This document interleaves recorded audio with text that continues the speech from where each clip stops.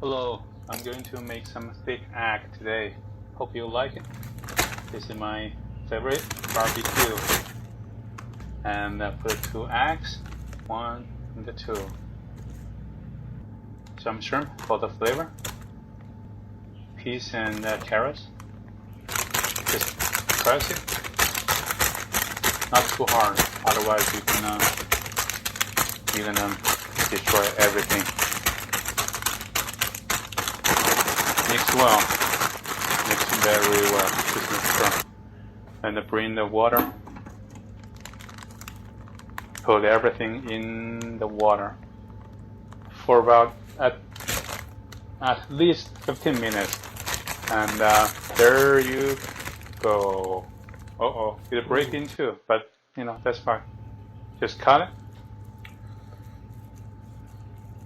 How thick you like it, just how to cut it. It's easy and delicious. Just trust me, the smell is really good. Some ketchup or whatever you want. You see the texture? Some ketchup. It's gonna be good.